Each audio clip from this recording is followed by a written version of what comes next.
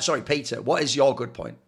So I was actually, because this is our final year show, I was going to make this my points about like my awards for the year. Okay, so but then my ugly point, sadly, like recent events have basically made the ugly point something that I cannot turn into an award show because because in terms of ugly, it may be one of the most ugliest things. Could be drama of the year. You could give it that. Yeah, but I will make my good point of the year is going to be Poby, and my good point of the year for Poby is by doing nothing, he is arguably the best mid-roster swap of the year, with the potential exception of Isma. Okay. Okay. And like Isma, maybe you put Isma number 1 and Poby number 2, but just for the sake of my point, I'm going to put Poby at number 1 and Isma number 2, or tied first. And yeah, by basically not doing much, there have been 13 mid-season roster swaps in the LEC. 10 of them have been complete and utter disasters. One of them is Fleshy, which, okay, maybe it's fixing a disaster. And then the other two are Isma and Poby. And, Poby did his job. I don't think, it's clear that from reading between the lines of what's being said at the interviews, him just doing things outside of the game had a positive impact. I definitely, obviously I'm a humanoid defender, but I don't think I've seen Oscar play a series as good as he played into KC. Oh, the cannon was excellent. With humanoid as his mid laner. Of course, he was completely awful in the next series. But he clearly, Poby has added something to this team. It doesn't make me think that they have any firepower to do anything dangerous at Worlds. But, mid-season move, award of the year, best mid-season transfer of the year. Good job, Fnatic. And sometimes it's how the team fits together, right? Personality-wise, and that's why they're at Worlds, right? So because they managed it well, and other teams that they were competing against didn't, and fair enough. So number 1 award of the year. I mean, I can agree with that. It's like I wouldn't. I guess it's not really like Poby did something special or different, but yeah, the team did function better.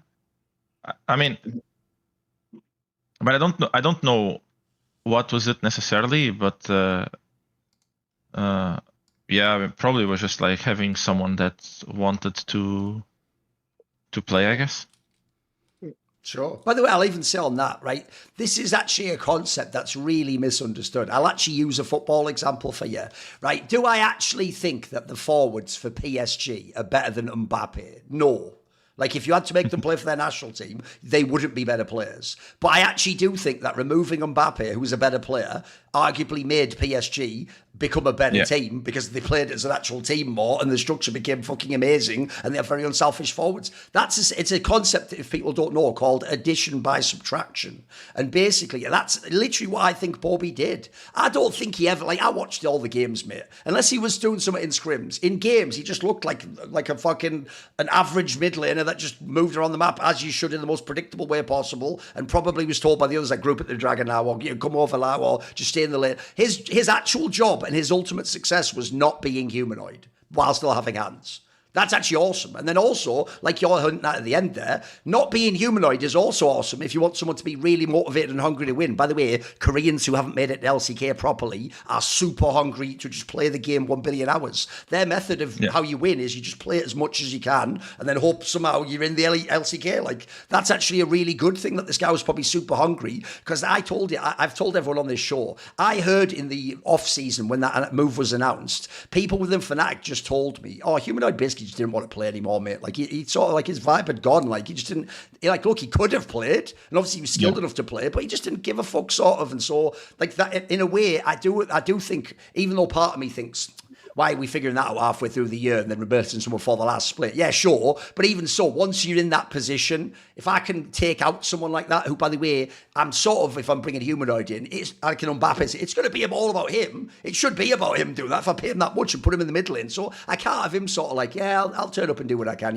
because I'll make a controversial statement here. If you're a Fnatic fan, you might actually delude yourself because, yes, humanoid had some awesome regular splits sometimes this year, actually. You might think, but imagine if we'd had humanoid, I don't think you would have even done this run. I think you would have actually come forth or worse if humanoid had been here. I actually think there's a world where you saw in those past splits, bro, in the past splits, they had some games early in series where they destroyed the best teams in the LEC, the champions, etc. But then they would just, in the same series, throw every lead into the toilet and then have games that were absolutely atrocious to end the split. And sometimes those were to do with him too. Sometimes just not carrying a game, having a bad game. So I actually think the Poby angle did, in a weird way, sort of save Fnatic. It's why they're at Worlds now for me.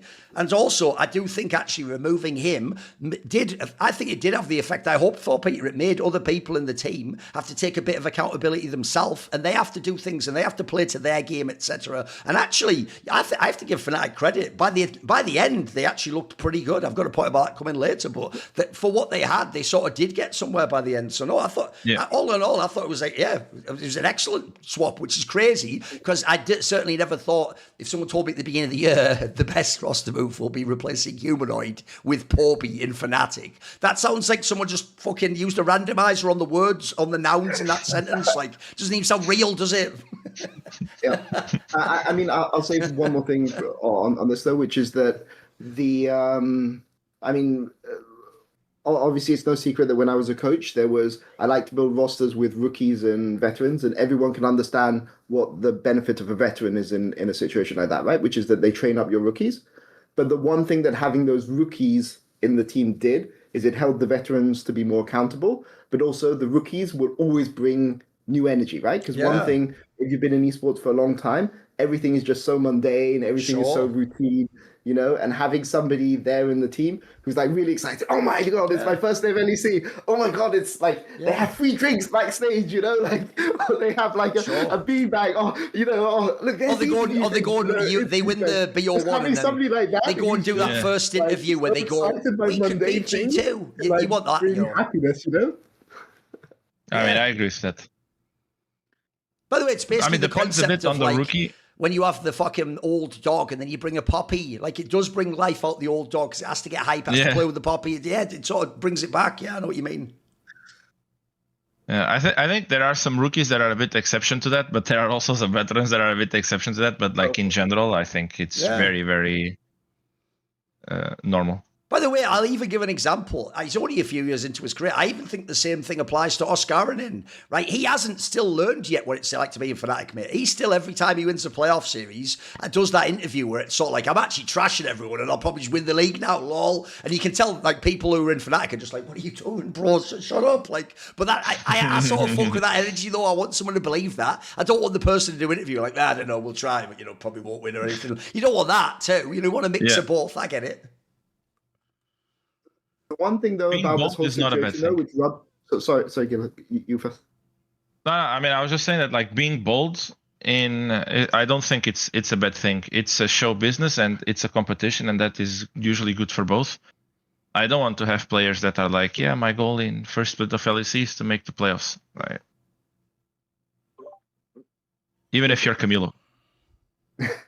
Sure, makes sense. I mean, for me though, like. We talked about the positives of the transfer. The other thing that I'm going to say positive is Grabs here. Because, when the transfer was being made, Grabs was the one who stuck his neck out. He's the one who did all the interviews. He's the one who was like, basically hold me accountable if this works or doesn't work. Everyone else in Fnatic just sat there and was really, really silent when people were getting criticism, and Grabs stuck his neck out. And then as soon as they go to Worlds, everyone comes out and is like, team effort. There's like, I mean, Sam Matthews, like when I did a post, not even like criticizing Fnatic, just like I said, good job, Grabs. You put your neck on the line. I didn't believe it was going to work, but it did work. Fair enough.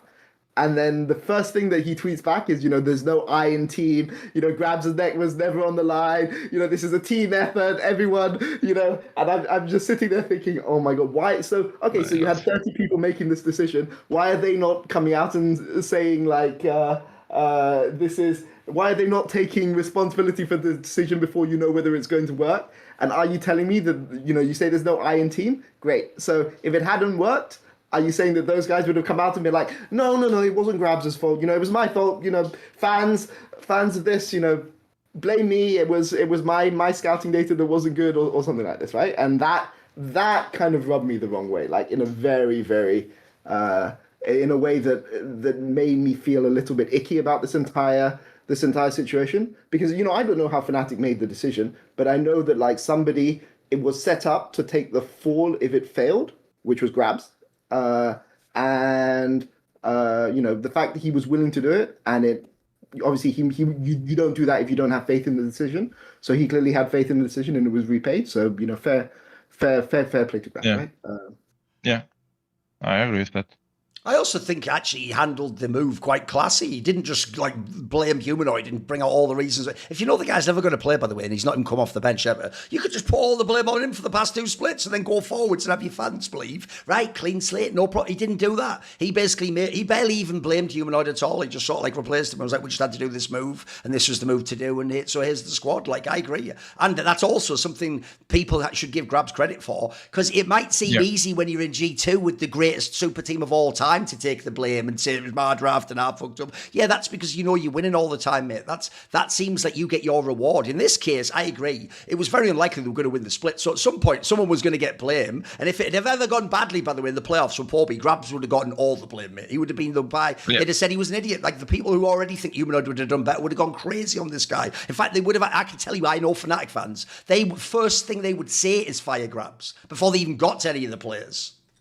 So yeah, I mean, especially on a 1-year contract, right? Like they wouldn't even have to. No, exactly. To fire him, but like his neck was on the line. He was the only one that came out and publicly spoke about it. I mean, I think some of the players did as well. I remember a lot of times hearing Grassorg saying that Fnatic like knew it was me or Humanoid. We couldn't really play together anymore. Yeah. Oscar saying that his thing was on the line, so.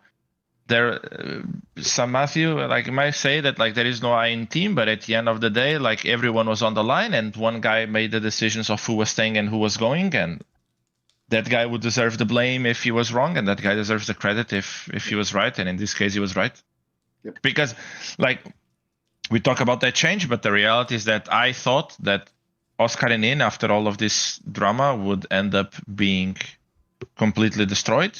Yeah. But it was the opposite way. He gave him a new spark, and this split he played better than the previous 2. So that one also, in a way, it also worked out for them, Yeah, absolutely.